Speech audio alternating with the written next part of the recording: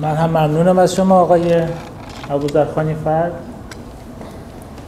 Our next speaker is Mr. Gabel. Mr. Gabel is a German citizen working throughout Europe as a freelance enterprise developer with companies of diverse industry sectors. Besides his professional work, he runs the website mehriran.de, focusing on reports and interviews about background information on Iran, and the beauty of Iranian culture and the atrocious human rights violations by certain groups within the Islamic Republic of Iran. During the last 9 years, he organized conferences dealing with the human rights situation in Iran and brought together representatives of various denominations to unite their voices and calls for fundamental change in the attitude of the persons in power in Iran and all over the world towards minorities, dissidents, and each citizens.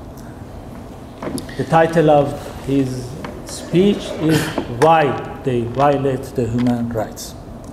Thank you.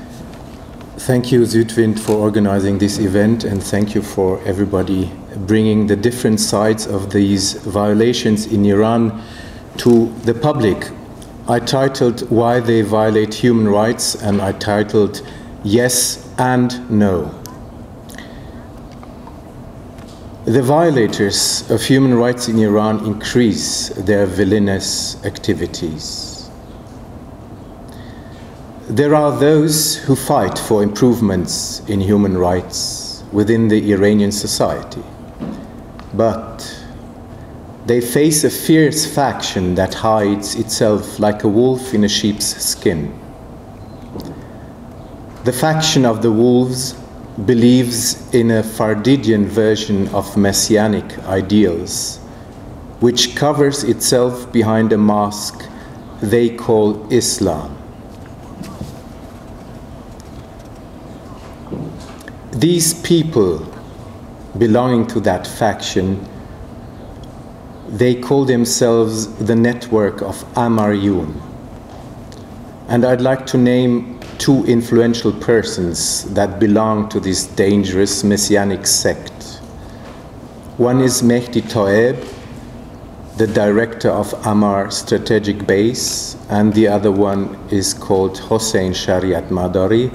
He's the director of daily newspaper Kayhan. Well, their ideology promises salvation from earthly agony and misery by ways they hold are the right ones. For dissidents, they have all kinds of harsh and cruel sanctions.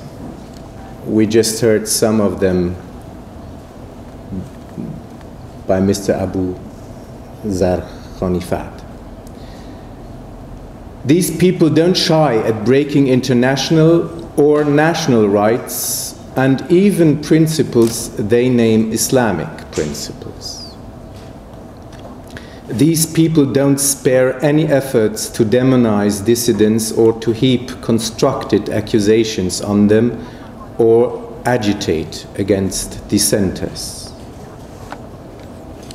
The business they are doing has a name. It is called Geistige Brandstiftung in German, or mental arson in English.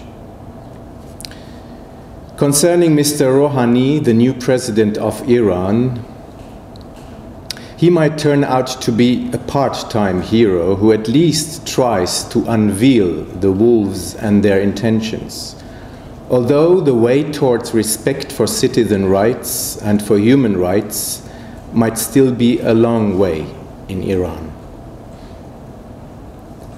But why should anyone want to violate human rights in Iran? According to members of the system of violate fari in Iran, like Makarem Shirazi, Ahmad Alam al-Hoda, and Ahmad Khatami, the government should force people to align themselves with the system in Iran as the only way to paradise is the path that the system leads. Leading people to paradise may sound quite attractive to many people if you look at it superficially. For this seemingly noble intention, the clerics propose the application of violence against people who oppose their vision and path to paradise. Now, some narrow-minded people might as well ask, but why should people not want to go to paradise, and why a government should not pave the way for them? Well, maybe people have their own ways. Maybe they choose not to go to paradise, maybe this, maybe that. Whatever way an individual chooses, it should be up to them and not up to any system or government to choose for the people. The Universal Human Rights Declaration's answer to such a question is, and I'm going to quote Article 18, everyone has the right to freedom of thought, conscience, and religion. This right includes freedom to change his religion or belief, and freedom, either alone or in community with others, and in public or private, to manifest his religion or belief in teaching, practice, worship, and observance. Article 18. So this declaration implies that each person should have the right and the freedom to choose his own religion, his point of view, and how to reach paradise or any other goal. As we hear and we heard from different groups and speakers and representatives of ethnic and religious minorities in Iran or any other group, this is still not at all the case in Iran. Imagine, just a few days ago, a law has been passed by the members of parliament that protects clerics who advocate violence against women who don't respect the dress code. Furthermore, the efforts of the Amaryoun group and its members consistently impede the steps that the government of Rouhani has undertaken. While Rouhani released Mrs. Sotoudeh in autumn, presumably to achieve some credibility on an international level, at the same time, just a few months later, Basij forces attacked the political prisoners in Evin prison and, for example, continued to destroy Baha'i cemeteries. Concerning dervishes, well, they were allowed to publish their books after 8 years and were allowed to attend the Tehran Book Fair and deliver speeches at conferences on Sufism, which is totally new. But still, they were being oppressed through deliberate arrests, refusal of medical treatment, exertion of force in prison, and condemnations without any type of hearing. Here are some well-documented cases. Names like Sayyid Ibrahim Bahrami, Mohammed Ali Dehgan Borki, Mohsen Esmaili, Kasra Nouri, Mohammed Ali Sadeghi, Abbas Salehian Barzeki, Farshid Yadollahi, Omid Behrouzi.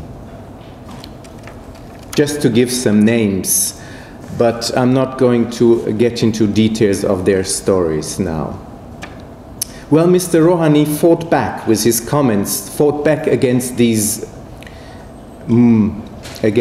Amaryoun guys. He fought back with his comments against some Friday prayer clerics when he said, "Some people seriously have nothing better to do. They have no work, no profession, they live with delusions, and they are incessantly worried about people's religion and the afterlife. They know neither what religion is nor the afterlife, but they're always worried." Now, if we ask, is there an improvement or a deterioration of the human rights situation in Iran since the new government started its work? The answer will be yes and no. But what is more important is the type of signals that the international community will give to people in Iran who are suffering, and what signals it gives to the representatives of a system that mercilessly imposes its viewpoint of how to reach paradise on each individual. We think that speaking up against this oppression, as for example Mr. Ahmad Shahid did recently, is still necessary and should occur more often. Even though the importance of the situation in Iran concerning international awareness has been overshadowed by many outrageous conflicts outside of Iran. Finally, to end the speech, let's remember not to tire of repeating Saadi's, the poet Saadi, famous advice to his fellow citizens 800 years ago. He said, "If the ants unite their forces, they will easily overcome the wolves."